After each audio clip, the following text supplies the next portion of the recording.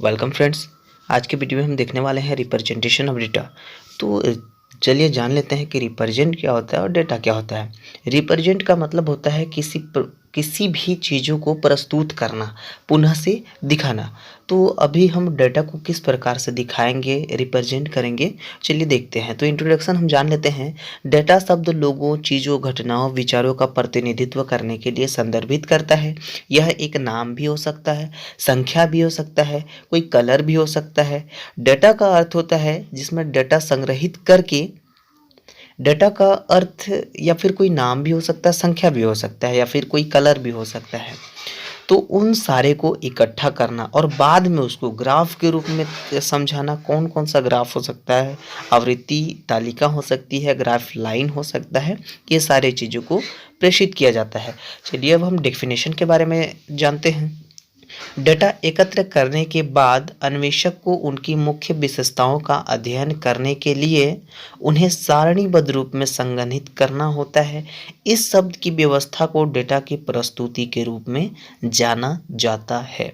अर्थात जितने सारे डेटाएं होती हैं उनको एक चार्ट के रूप में संग्रहित करके रखना और पुनः उसको प्रस्तुत करना ही क्या कहलाता है, रिप्रेजेंटेशंस ऑफ डेटा कहलाता है।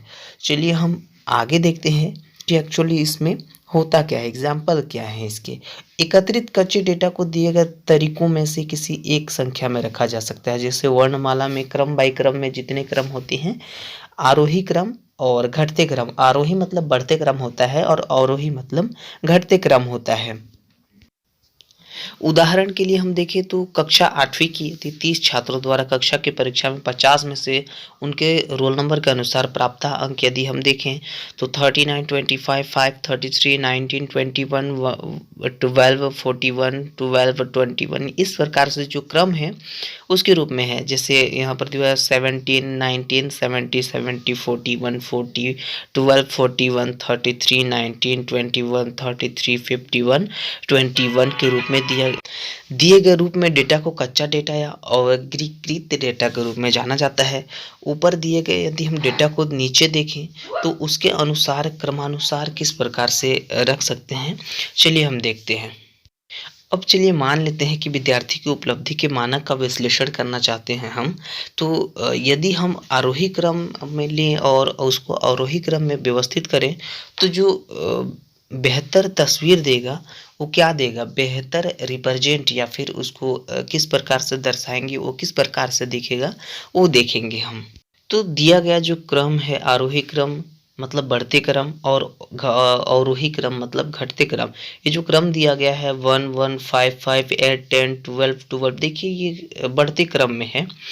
सबसे पहला छोटी अंक है और अंत में जाके बड़ी अंक है, और उसके बाद 90, 21, 20, 21, 25, 20, 33, 33, 33 करके बहुत सारे दिए गए हैं। तो ये बढ़ते क्रम में दिए गए हैं। और घटते क्रम में हम बात करें तो सबसे ज़्यादा जो पहले ज़्यादा था, सबसे अधिक था, वो पहले लिया गया है और अंत में कम को लिया गया है। जैसे सबसे पहला दिया गया है 41, 41, 41, 40, 39 करके दिया गया है, और अंतिम में 21, 21 और 19, 19, 19 दिया गया है। और जो सेकंड में देखें तो 90, 90 करके दिया गया है और अंत में 1, 1 करके दिया गया है। तो ये जो डेटा का परिणाम है आरोही या अवरोही क्रम में इसको रखा गया है, और उसके सारणी डेटा के रूप में हम किस प्रकार से जान सकते हैं वो देखेंगे।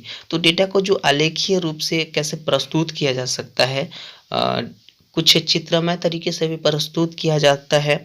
जैसे हाल ही में जो कोरोना वायरस अभी तक जो टला नहीं है, वो लगातार न्यू जो रूप है वो लेकर आ रहा है। तो उस प्रकार से जो चार्ट दिखाते हैं या किसी पॉपुलेशंस को दिखाते हैं वो कैसे दिखाते हैं। तो यहाँ बार चार्ट के बारे में दिया गया है, हिस्टोग्राम, पाई चार्ट और भी काफ़ी चार्ट के बारे में दिया गया है। तो चलिए हम देखते हैं बार चार्ट क्या होता है। तो बार ग्राफ नेत्रहीन गुणात्मक डेटा का प्रतिनिधित्व करता है। जानकारी क्षैतिज या लंबवत रूप से प्रदर्शित होती हैं और मात्रा, विशेषताओं, समय और आवृत्ति जैसी वस्तुओं की तुलना करती है। तो जो बार चार्ट है एक ऐसा जो कॉलम बनाता है, रेखा बनाता है, जिससे उसकी जो मात्रा होती है, उसकी विशेषता और समय अवधि को वो प्रदर्शित करता है। और उसके आवृत्ति के अनुसार उसको किस प्रकार से व्यवस्थित करते हैं, यह देखना बहुत ही महत्वपूर्ण होता है। महत्वपूर्ण श्रेणियों के रूप में उसको रख सकते हैं। तो सभी बारों को देखकर यह बताना आसान है कि किस प्रकार के डेटा सेट दूसरों पर हावी है। बार ग्राफ कई तरह के हो सकते हैं, जैसे सिंगल, स्टैक्ड या फिर ग्रुप के रूप में हम देख सकते हैं, ग्रुपेड के रूप में देख सकते हैं, है ना।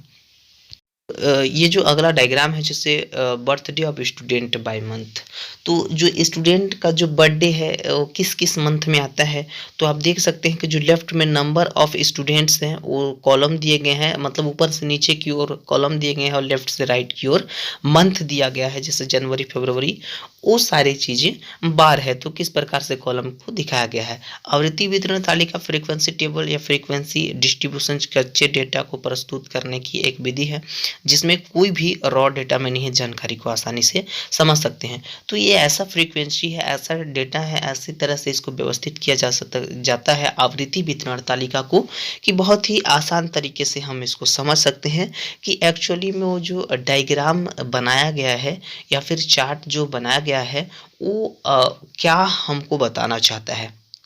तो बारंबारता, बारंबारता का मतलब मैथमेटिक्स में पढ़े होंगे, बहुलक वगैरह, तो जो सर्वोत्तम बार आता है वही हम बार बार कहते हैं। बार बार जो आता है वही कहलाता है बारंबारता बंटन। तो इनमें चिन्हों का मिलान करते हैं, कौन से चिन्ह सबसे ज़्यादा बार आया है, या 1 2 3 4 जो अंक है वो कितने बार आया है। तो जो सबसे ज़्यादा बार आता है हम उसको क्या कर लेते हैं, क्रॉस लाइन लगाकर हम उसको संदर्भित कर देते हैं कि ये जो बहुलक है या फिर बार बार आया है। आप देख सकते हैं ये जो अकाउंट है 1 2 3 4 5, तो 5 नंबर का जो है वो जो 4 लाइनें हैं, तो 4 लाइन यहाँ सर्वोत्तम बार आए हैं, प्रयोग किया गया है टैली मार्क्स में। 5वें नंबर पर, यहाँ चौथा नंबर पर भी 4 ही लाइन दिया गया है, लेकिन हम 5वें नंबर को लेते हैं। क्यों? क्योंकि जो 5 है वो बड़ा है। तो उदाहरण के लिए हम देख सकते हैं कि नीचे दिया गया अनुसार विभिन्न रंगों के ब्रेड के टुकड़ों वाले जार पर विचार करते हैं। तो नेक्स्ट में देखते हैं कि जो जार है उसमें विभिन्न प्रकार के जो कलर को डिवाइड कर दिए गए हैं, और ये कलर में डिवाइड किए हैं। सबसे नीचे है रेड, उसके बाद ऊपर है ग्रीन, उसके बाद येलो, और उसके बाद ब्लू है, सबसे ऊपर है ब्लैक। तो सबसे ज़्यादा बार जो कलर आया है वो कौन सा कलर है, ये प्रदर्शित यहाँ पर किया गया। अब आते हैं हिस्टोग्राम। तो हिस्टोग्राम एक अन्य प्रकार का ग्राफ है जो प्रदर्शन में बार का उपयोग करता है। हिस्टोग्राम का उपयोग मात्रात्मक डेटा के रूप में किया जाता है और वर्गों के रूप में ज्ञात मूल्यों की श्रेणियों को नीचे सूचीबद्ध किया जाता है, और अधिक आवृत्तियों वाले प्रकारों में लंबे बार होते हैं। तो जो हम बार चार्ट में हम पढ़े थे, सेम टू सेम इसका भी जो कॉलम बनता है वैसे ही बनता है, लेकिन इसका जो मूल रूप होता है वो एक साथ घने के रूप में प्रदर्शित इसको किया जाता है। और हम देखते हैं कि जो एक हिस्टोग्राम है एक बार चार्ट के समान ही होता है। वह डेटा स्तर के कारण भिन्न होता है, और बार ग्राफ श्रेणीबद्ध डेटा की आवृत्ति को मापते हैं। ठीक है, ये दो चीज़ें इनमें डिफरेंसेस पाई जाती हैं। ये जो हिस्टोग्राम है वो डेटा के रूप में भिन्न होता है, और जो बार ग्राफ है वो श्रेणीबद्ध होता है। एक श्रेणीगत यदि देखें तो चर में 2 या 2 से अधिक श्रेणियाँ होती हैं, जैसे लिंग या फिर बालों का रंग। अब यदि कलर की डिवाइड करें, लिंग का मतलब मेल है या फीमेल, और बालों का कलर से भी हम उसको देख सकते हैं। तो यहाँ थोड़ा इजीली बताने का प्रयास किया है। अब यहाँ पर देखते हैं वो जो हिस्टोग्राम है फ्रीक्वेंसी के रूप में दिया गया है और क्लास इंटरवल के रूप में दिया गया है। तो बार चार्ट थोड़ी जो एक दूसरे से जो फ्रीक्वेंसी थी वो थोड़ी डिस्टेंस थी, लेकिन यहाँ पर सारे क्या हैं, सटे हुए हैं। अब आते हैं पाई चार्ट। पाई चार्ट का उपयोग किसी डेटाबेस के संख्यात्मक अनुपात को दर्शाने के रूप में किया जाता है। इस ग्राफ में एक वृत्त को विभिन्न क्षेत्रों में विभाजित करना शामिल है, जहां प्रत्येक क्षेत्र एक विशेष तत्व के अनुपात को समग्र करने से दर्शाता है।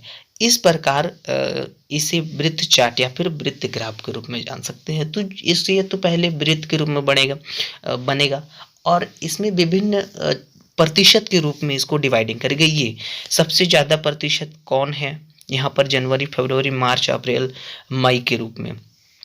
तो ये जो फ्रीक्वेंसी दिखा रहा है, ये फ्रीक्वेंसी मंथली सेल्स के रूप में दिखा रहा है और इसको एक-एक पार्ट में डिवाइड कर दिया गया है। जैसे हम देखते हैं कि जो भूपरत है उसमें जल कितना है और भू कितना है, तो 1/3 के रूप में रोटेट करते हैं, तो इसको भी हम पाई चार्ट के रूप में दर्शा सकते हैं। अब आते हैं लाइन ग्राफ। लाइन ग्राफ समय के साथ परिवर्तन का प्रतिनिधित्व करने के लिए बिंदुओं और रेखाओं का उपयोग करने वाले ग्राफ को एक रेखा ग्राफ के रूप में परिभाषित किया जाता है। दूसरे शब्दों में यदि हम देखें तो वह चार्ट है जो कई बिंदुओं को मिलाने वाली रेखा या बिंदुओं के बीच की कड़ी को दिखाने वाली रेखा को दर्शाता है। तो हम देखते हैं कि कभी-कभी क्या होता है, जो फ्रीक्वेंसी डेटा का फ्लो होता है, कभी-कभी ज़्यादा हो जाता है, कभी-कभी कम हो जाता है। तो यदि हम देखें तो मंथली के दिन में 15वाँ दिन कम हो जाएगा, ठीक है? और 16वाँ दिन बढ़ जाएगा। तो जैसे-जैसे कम होगा फिर लाइनिंग का यदि हम मिलान करें तो रेखाएँ सीधा नहीं बनेगा, वो एक दूसरे से टेढ़ा बनेगा। तो 2 बदलते चर के बीच मात्रात्मक डेटा को सीधी रेखा या वक्र के साथ दिखाता है, जो क्रमिक डेटा बिंदुओं की एक श्रृंखला में शामिल होता है। रैखिक चार्ट लंबवत और क्षैतिज अक्ष पर 2 चर की तुलना करते हैं। जैसे मैं बताया, ये जो फॉलो फ्रीक्वेंसी है, ये देखिए 2017 की बात किया जाए तो 2017 से यदि हम फ्रीक्वेंसी की बात करें तो वाइल्ड लाइफ पॉपुलेशन धीरे-धीरे 2022 तक इंक्रीज़ है। फिर यदि हम बात करें 160 के रूप में, तो 160 से जो फ्रीक्वेंसी है बियर्स, डॉल्फिन बियर्स 2022 तक कम यहाँ पर किया गया है और मध्य भाग में कभी बढ़ा है, कभी कम हुआ है, कभी बढ़ा है। तो इस तरह से जो फ्रीक्वेंसी है एक लाइन के रूप में दिखाया गया है।